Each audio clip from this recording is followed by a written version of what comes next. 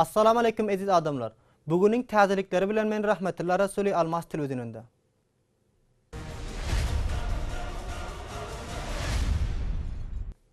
Hazır bolsa habarların dolu mazmunu bilen tanış bolun.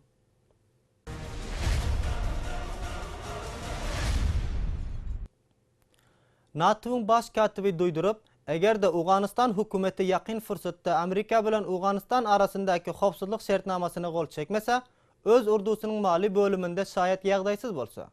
NATO'nun baş katibi Andris Fogh Rasmussen, Amerikanın duyduruşu bilen eğer de sul iki yurdun arasındaki hofsuzluk şartnaması gol çekilmese, 2014 yılı gotarışı bilen Afganistan'dan bütün güçlerinin çıkışı Afganistan için bir gın mesele bolacağından haber veriyor. NATO baş katibi Andris Fogh Rasmussen Afganistan hükümetinin rehberligi Washington ve Kabul arasındaki şartnamanın gol çekilişini izah kaldırışı halkara cemaatçılığının Afgan harbiylerinin sağlık arkadaşlığını xavf bilen duş getiren deyip hoşdar veriyor. Hürmetli Rasmussen Brüksel'de NATO yıl boyundaki güzarışını beyan ediş vaktinde Afganistan siyasi rehberligi Amerika xavfsizlik hüccetini gol çekmezligine Afganistan'a yardım etyon, ülkelerinin yardımlarına menfi tesir koyanını görkezetici lazım deyip takid etti. Onun aydışça 2014 yıldan sonra NATO ve Amerika'nın Afganistan'daki ta'limi mamuriyetinin asasi haklarını belli etyon bir hüccet bolmanda, ahli yardımlar sıfıra gelişi mümkün. NATO birleşmesinin baş katibi eğer de 2014 yıldan sonra Afganistan'da bizning güçlerimiz bolmanda, Afgan güçleri için sağlık yardımcı tapış gıyın düşüşü mümkün diyen. NATO azalarının bolan ülkeler 2014 yıldan son Afgan harbiylerinin arkadaşlık edişi için Afganistan hükümetine 4 milyar dolar verişine gelişenler. Washington 2014 yıldan son NATO mamiriyetinin bir kette bölümü bolan 10 bin harbisinin Afgan xavfsızlık güçlerine talim beriş bais Afganistan'da kaldırış için şol şartnamanın öten yıl oktober ayında gol çekilişini istiyordu. Şo bilen NATO hem mazkur teşkilatına azza bolan başka ülkeler islenen mamuriyetinin yardım edişine tayargarlık görkezenler deyip e'lan eden. Ama öz gelişularının Kabul ve Washington ortasındaki şartnama gol çekilenden son açık bolar diyen. Başka taraftan öten şenbe günü yurt başlığı Hamid Karzai Amerikali talipler toparının muzakere elinde hazır edip bilmençe, şonun yanak Afgan fuqaralarının uylarına harbiy hücumlarını durazmança, hiç rakam basımlar aslında mazkur şartnamanın gol çekilmene hazır delmen deyip e'lan etti. Aynı halda Cumhurreislik Sarayının sözcüsü Imal Fayzi habargulluqlar huzurunda, agar da Amerikanın dinçilik muzakerelerine başlaş için kabiliyet bolmanda, açıklasın diyenti. Devlet baştutanlık saylov mübarizalarının başlanacağına bir hafteden hem az qalan. Saylovlar qarasız komisyonu yurt baştutanlığa özüne adaqlanlardan kampanyalarında kanunun yüzünden gidişini istedi. Saylovlar qarasız komisyonun başlığı Ahmet Yusuf Nuristani bu sözleri bolsa Kabulda yurt baştutanlığa özüne adaqlanlar bilen bulan sözleşiginde dile getirdi. Saylov komisyonunun saylov prosesine şamil uyuşmaları bilen oturuş davamında bu ikinci oturuş bolup, Saylovlar erkin komisyonunun başlığı Ahmet Yusuf Nuristani'nin aydışıca, bu oturuş Cumhurreislik kandidatları ve orunbasarları bilen hamahang boluş maksadında alınan. Saylovlar erkin komisyonunun başlığı Ahmet Yusuf Nuristani kandidatlardan saylov duruluğunu, maşruhluğunu ve xavfsızlığını temin ediş hem de devlet resmilerinin saylov işlerine qoşuluşlarının öňüne alış doğrusunda yaxşı düşünce ve tekliflerini aydışını isten. Nuristani'nin aydışına göre saylov komisyonu duru, adalatlı ve ülke şumul saylov bolup ötüş için kandidatlar teklifini devlet resmileri bilen orta koyuyor. Saylovlar erkin komisyonunun başlığı Cumhurreislik kandidatlarından saylov kampanyaları jarayanında saylov kanunlarına müraat edişlerini isten. Hurmatli Nuristani kandidatlardan salim kampanya ötürüş ve şeffaf mali masraflara mutahhit boluşlarını istedi. Saylov kanunu asasında Cumhurreislik kandidatları 2 aylık kampanyaları davamında 10 milyon Afganini masraf edişleri gerek. Şu halda Saylov Darul İnşa Komisyonunun başlığı Ziyahul Haq Amerxil'in aydışına göre, olar kandidatlarının masrafından gözekçilik etmen için bir xas mekanizm qurşanlar. Bu mekanizm asasında kandidatlardan masraflarının güzarışını bu komisyona tapşırılışını isten. Saylovlar erkin komisyonunun reisi saylov kandidatlarına bu gurum, saylovunun vaqti bilen bolup ötüşüne mutahhit deyip işanç verdi. Nuristani saylov bolup ötüşüne gıyın iş deyip, bu komisyon yekalikte saylovunu yaxşı şekilde bergüzar edip bilmiyor deyin. Her daim Afganistan yurt başlığı Hamid Karzai hem hükümetinin saylov işlerine aralaşmazlığı üstünde urgu berip, hükümet resmilerinin öz salahiyet ve imkaniyetlerinin bir an kandidatının faydası ya zararına iş almazlıklarını istedi. Cumhurreislik kandidatlarının birisi Muhammed Nadir Naim'in aydışına göre, olara ayrım güzarışlar yetişip bu güzarışlar asasında ayrım devlet işlevcileri muşakhas kandidat nefine görüşüşlerine başlanlar. Amma o biran kişiden at tutman. Ülkenin İçeri İşler Vezirligining mukamlary döwlet başçylygy özüne adaglanlara bul wezirlik taraftan 3 sany ziridar maşin we 3 sany Hilux maşin hem bul adaglaryň ihtiýarynda goýjakdyr. Şol wezirligiň sözcüsi Siddiq Siddiqi Kabulda bir habary oturuşlukda bul wazarat taraftan her bir ýurtbaşlyk adagyna 35 sany polis hem berjekdir. Ülke İçeri İşler Wezirligi Cemhuriyetlik kandidatlarynyň her birine 3 tane zirrihi maşin, 3 tane Hilux modelde addi maşin ve 25 qorakçı kişi bilen berjek diýdi. Şol meseleni İçeri İşler Wezirliginiň sözçüsi Siddiq Siddiqi bir habar oturuşlugynda bayan edip, mezkur tesmimini Milli Howpsuzlyk Geňeşi alanlygyna goşmaça etdi. Hormatly Siddiqi Cemhuriyetlik kandidatlaryna islenen maşinlary alyşy hem-de gözege tutulan kişileriniň qorakçylar sypatynda İçeri İşler Wezirligine tanaşdyrylyşyny istedi. İslap ötüş lazım Cemhuriyetlik we Walayat Geňeş saýlawlary gelecek ýyl hemel aýynyň 16-synda daýyr boluşy mümkin. Şu sebepden saýlawlar birleşigi we delew aýynyň 13-inden hemel aýynyň 13-neçe dowam tartışy garaşylýar. O Cemhuriyetlik orundaky 11 kişi namzatdan başga ülke boýundaky 34 walayatynda 3000-den artyk kişi özlerini Walayat Geňeşine kandidat edenler. İçeri İşler Wezirliginiň sözcüsine göre, howpsuzlyk güýçleri saýlawlar dinçligini täminleş üçin täýärgerlik alarlar. Ve bu doğruda hiç rakam korku yok. Siddiq Siddiqi 6845 ses beriş merkezine 324 sanyk ses beriş merkezi köpelenden habar berip, bu doğruda tizlikde erkin saýlawlar komissiýonuna güzariş berilişi mümkin diýip açıkladı.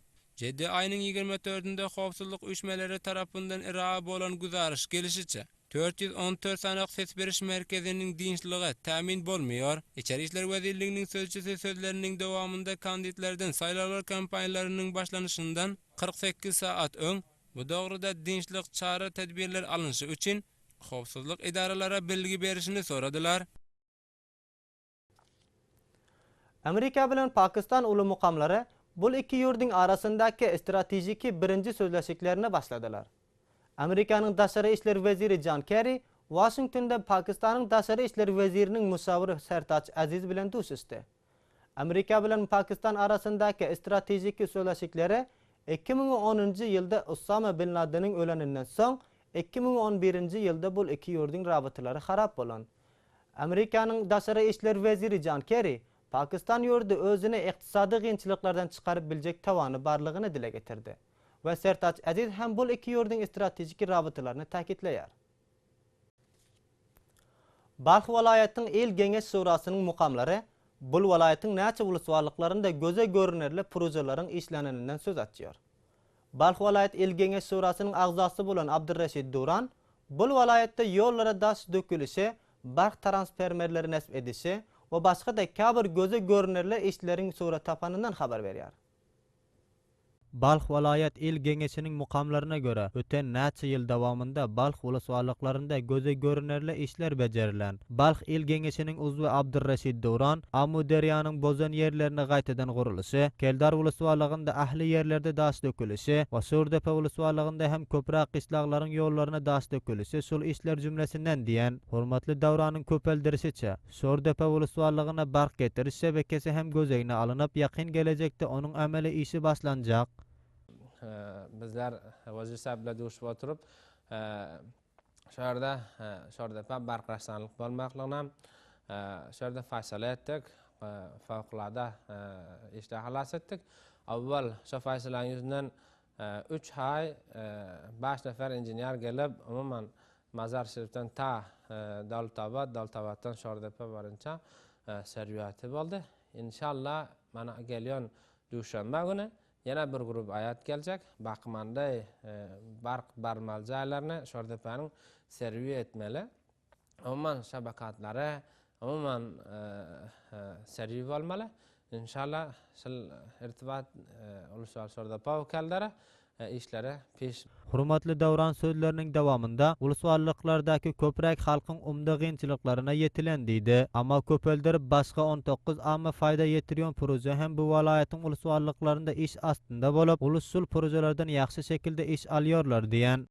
Ekseran tahribat derýa amu üçin keller uluswarlyk kellerde kam bolsa baran 9 proje şerde tahkimat amaliy ishlanadi va yana ham 19 proje ro'yxatda kari va ham 4 proje barda va 2 projedan ag'rida hozir shu bilan bir hal ishlari jarayonda ishlanib borib o'tir. Balx viloyati qaytadan qursayish va xavfsizlik bo'limida eng ko'p ish bajarilan viloyatlar jumlasidan deyilan holda bu so'zlar aytilıyor. Ülkenin Qo'ronmaq vezirligining muqamlari milliy urdu güçlerining mashinalarini intihariy hamlalaring o'ngini olish uchun jiddiy choralarni oldilar. Ülkenin Qo'ronmaq veziri so'zchisining o'rinbosari davlat veziri urdu güçlerining o'yan buyan geçişinde xavfsizligini almaq uchun necha turli barnomalari ele olanlar. Qunduz viloyatining necha el kengash vakillari va onlarcha yashayjilari el kengash shurasining o'ngida bir o'tirishlikda ol elin hakimini kifoyatsiz deb va onun vazifadan düşüşini istayarlar. Narahatlik bildirganlarning aytishlariga ko'ra, Qulamsaxiy Bag'lani Qunduz hakimining o'rnida bellanilidan so'ng bu elda necha bulaşıqlar ko'pilib, tijorat ham durg'unligiga duch kelib, va qaytadan qo'rshash barnomalari ham bog'lanibdir. Ana shul holda hokim muqomlari bu iddaolarni rad edib, bu elin xavfsizligini ta'minlamakdan tashqari ham necha qaytadan qo'rshash barnomalarini o'rtaq o'yinlardan so'z ochar. Hazır bo'lsa dashari yurt xabarlarimiz bilan tanish bo'ling.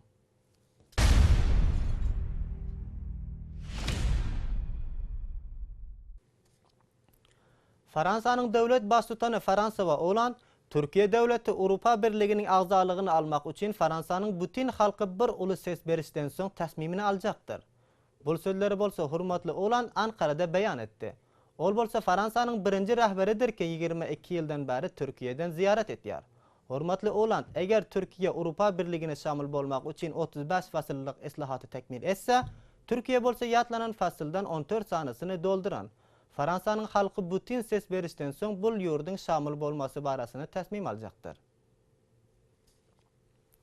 Ukrayna'nın devlet başlig'i Viktor Yanukovich ülkesinin siyasi bozg'unligini ko'tarması için ikinci dur muzokaralarında hem devletin qarshi rahbarlari bilan ülkenin ulu yollaridir binalarını qaytarib narahatligiga o'rganlarning qarshisida düzenlenen kanunun denginde mücadele edişi batıl etti. Hem de Ukrayna yurtboshlik interneti saytında hem bütün narahatligiga el urib tutsağı alınanları baxşilab qo'y bermagan natija baran. Yatlab o'tmak kerak devlet qarshi rahbarlari bo'lan Arseniy Yatsenyuk yana bir gezek hem hurmatli Viktor Yanukovichning peşnihat eden baş vezirlik postini red eden.